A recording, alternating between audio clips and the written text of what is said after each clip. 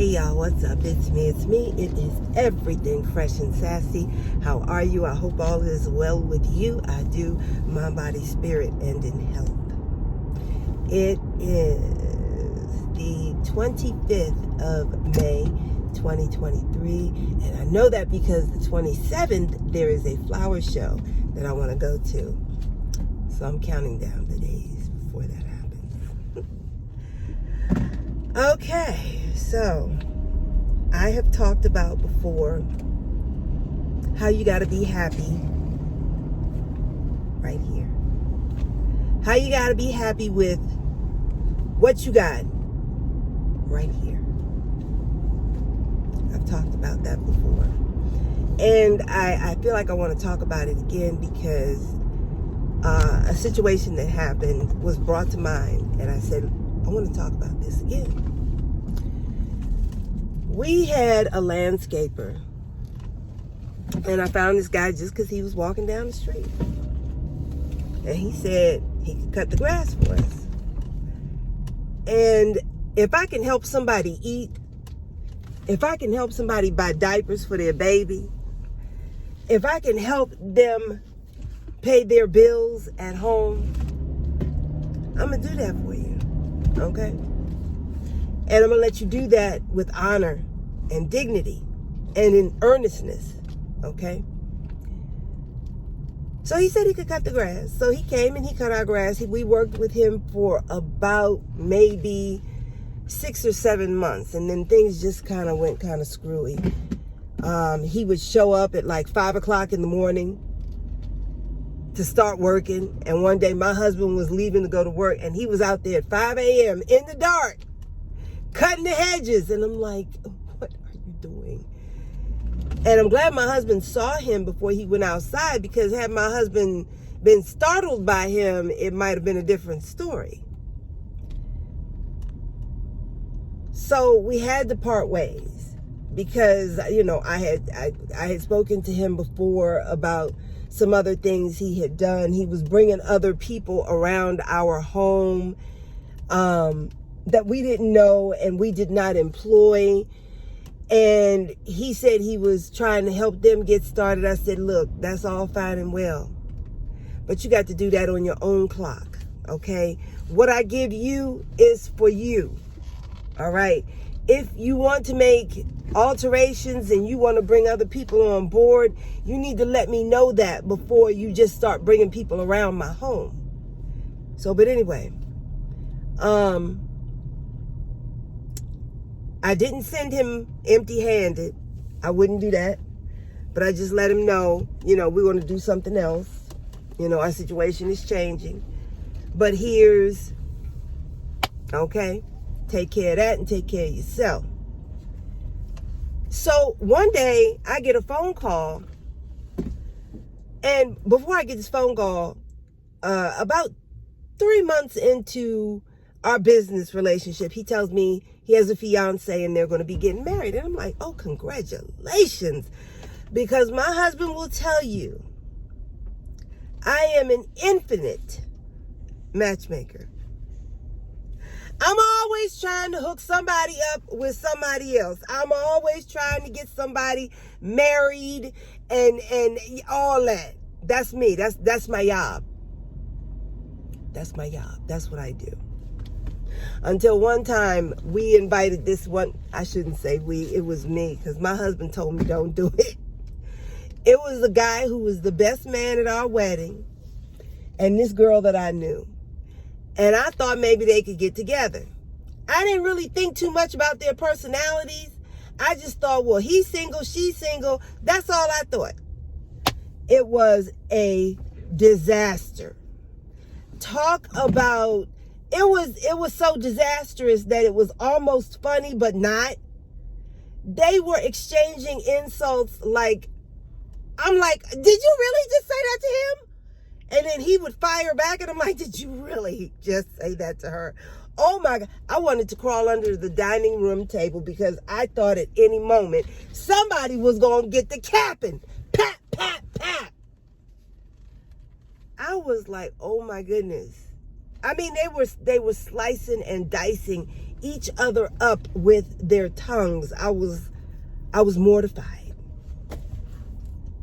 So that was the last time I hosted any matchmaking dinners. That scared me. It really did scare me a bit.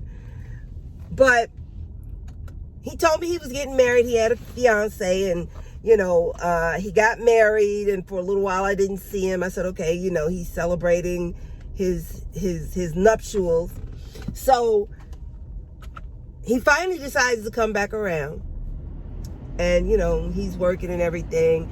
Every now and then he'd do something that was just weird or off-putting, and I'd have to talk to him, and then finally we had to part ways.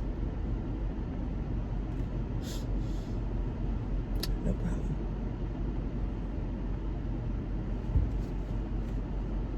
Finally we had to part ways, right? So after we parted ways, I get a phone call, a very frantic phone call from a woman. And it is his wife calling me, asking me if I had seen him. I'm like, she said, she introduced herself. She said, my name is so-and-so. I'm so-and-so's wife. Have you seen him? I haven't seen him since yesterday. I'm like, what you calling me for? He ain't over here. It's me and my husband is here. Okay, my husband. Okay, my husband is here. And ain't nothing else happening over here. Just me and my husband.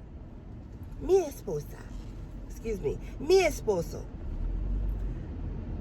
So she said, well, I'm just worried about him. I haven't seen him since yesterday. I said, well, if I see him, I will definitely tell him, the urgency. So I get off the phone, and there was nothing I could do. She said he left his phone there at the house also. Okay. I was like, okay. There was nothing I could do. The only thing I could do was call him, but she said he left his phone there, so there was nothing I could do.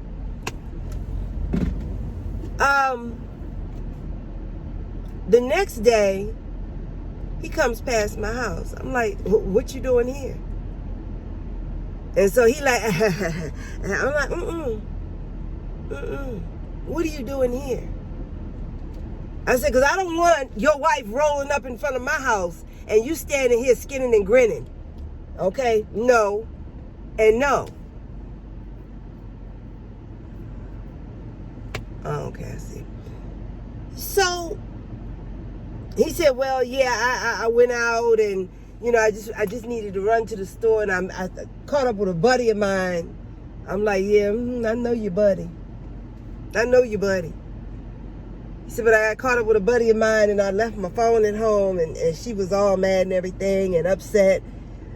I said, well, she should have been mad. She should have been upset in more ways than one. So, but it just made me think. Here this woman is, upset, worried, concerned, frantic,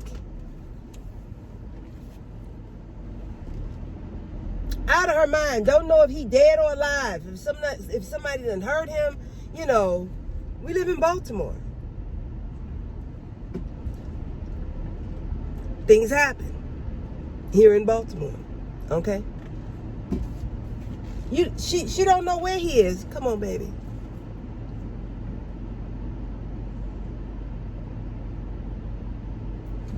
You just sit and wait right there. You saw me giving way to this lady.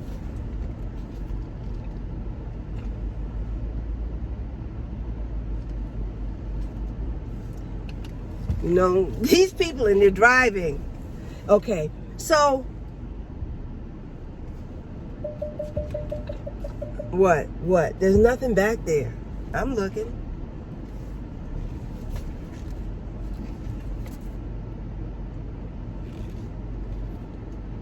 So my thing is, this lady's upset. She's worried. She don't know if you dead or alive. She love you, obviously. She wants to be with you. She's concerned about you. And here you got this lady worried. And apparently you have stayed out all night long. And my thing is, how would life be if people could just appreciate what they have? If people could just appreciate the people that they have brought into their lives?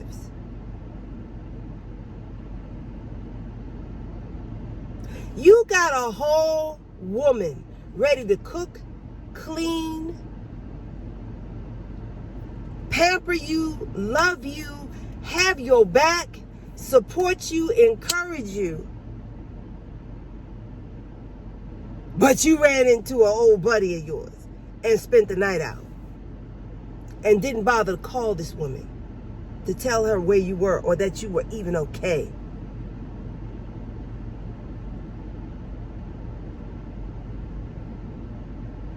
This man got a whole woman ready to love him, take care of him, and do everything that a wife is supposed to do for a man. And this is the way you treat her. Have mercy. Have mercy. I'm not bragging. I'm not gloating. But I'm grateful. Thank you, Yahweh. I am grateful for the husband I have. Now, my husband ain't perfect. He got his flaws. He got his flaws. But my husband ain't never, not one time in 37 years, my husband ain't never, not once, been away from our bed. Well, wait a minute, I take that back. One time he did travel. And I could have went, but then that means I would have had to have dumped my kids on my mama for 2 weeks. And she wasn't doing her greatest. She enjoyed having them around, but, you know, that means she would have had to have gotten them to school and all these other things. So, outside of those 2 weeks, that one time in 37 years, we've never spent the night apart. Now, we done gone to bed mad. You're not supposed to do that, but we done gone to bed mad. A whole lot of times. But my husband has always been the head of household, the supplier, the provider. He's always taken care of his children and made sure that they never went without.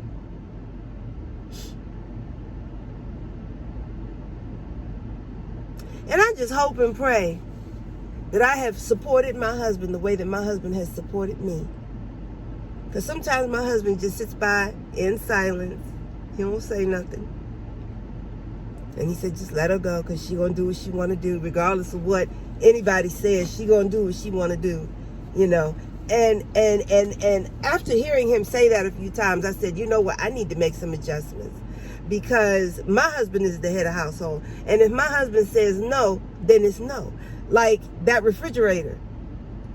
When he first saw that refrigerator and the price, he was like, we ain't getting that kind of refrigerator. For what?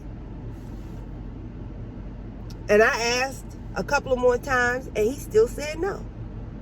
Okay. Sometimes you just have to revisit things, because I revisited that thing. And eventually he was like, oh, okay. He was just as soft and gentle as a lamb. No pushback, no argument. Okay.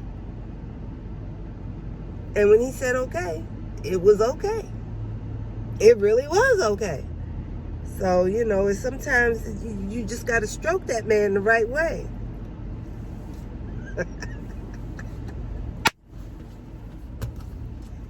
Catch him in the moment. Oh.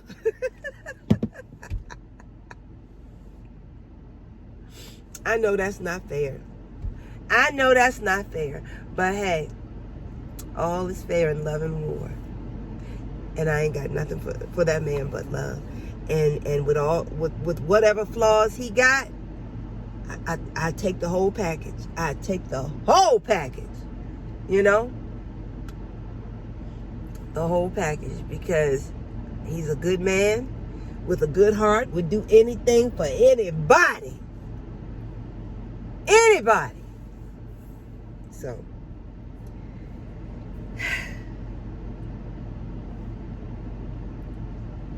unfortunately, the story did not end well. They did end up getting a divorce, and they were only married for like not even 2 years. And I'm like, you couldn't have worked with her? Y'all couldn't? See, and that's the thing with people today. They're so afraid to work things out. They're so afraid to come together and get an understanding and reconcile and talk to one another and realize it's not just about you. It's not just about me. But this is a partnership, and it's about what's for the greater good for both of us, not just one or the other.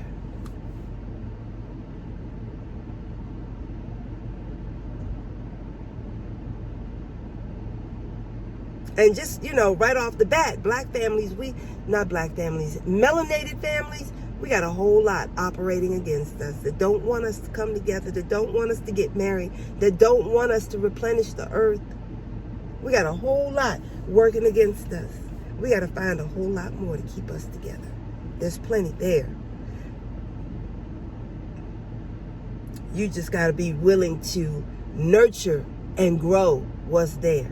You got to be willing to nurture and grow your relationship with your husband or your wife. Husbands and wives come together. I said husbands and wives. Men and women come together. Partner together, grow and love and replenish the earth. That's all I got to say. This is I Am Everything Fresh and Sassy. Stay close, stay tuned. I'll see you soon. Yahweh willing. Sawubona mngani.